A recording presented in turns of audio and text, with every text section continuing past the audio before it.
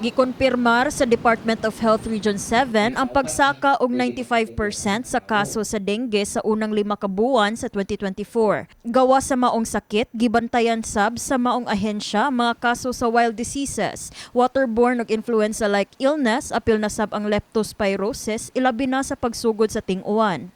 Atong pahinumdum sa ato ang mga kaigsuonan nga magpadayon nga vigilant, no? Sa ting-ululan kay karon nagsugod na og saka atong kaso. In fact 95% higher na siya compared last year, so magpabilin ta nga may term ana magmatngon there, sorry. Remain vigilant ug magmatngon ta sa ato ang mga palibot, no? Make sure nga walay pwedeng kapangitlogan ang lamok para puhon inig maabot na ang ting-uwan, wala na tay or atong malikayan nga mosaka ang kaso sa dengue.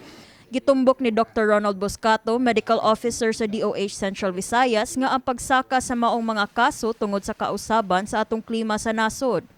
Gidugang niya nga tungod sa sobrang kainit, mas gutomon ang mga lamok nga dunay dala nga dengue virus ug karon sa ting-uwan, andam nga mangitlog ang mga dengue carrying mosquitoes sa mga still water o mga limpyong tubig nga exposed sa open air. Nagkanayon si Boscato nga aron malikayan ang grabing epekto sa maong mga sakit, daling dalhon sa tambalanan ng pasyente nga adunay simptomas sa maong mga sakit.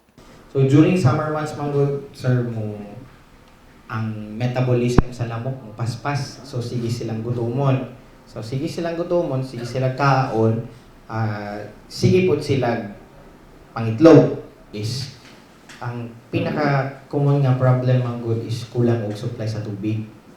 So ang gibuhat sa mga tao nag-store silang tubig without knowing or without properly covering katong nga mga planggana, balde. Posibleng maigo sa dengue ang mga nag-edad og 2 ka bulan nga bata hangtod sa edad nga 98. Og bisag himsog ang panlawas, posibleng gihapon maigo sa dengue.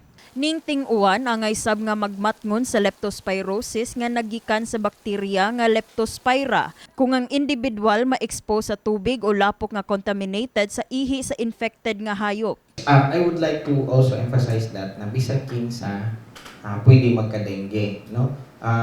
Dako usay manggod medyo mahimo siya nga misconception nga kung healthy sila dili na sila magka-dengue. Yes, true enough na po some level of protection kung healthy ta, pero depende manggod po na kung number 1 kapila na nagka-dengue mo sa katawo. Leptospirosis is can be acquired any time of the year. In fact, sa karon na natay 15 nga natala nga 33 nga natala nga leptospirosis sa tibuok region, Central Visayas.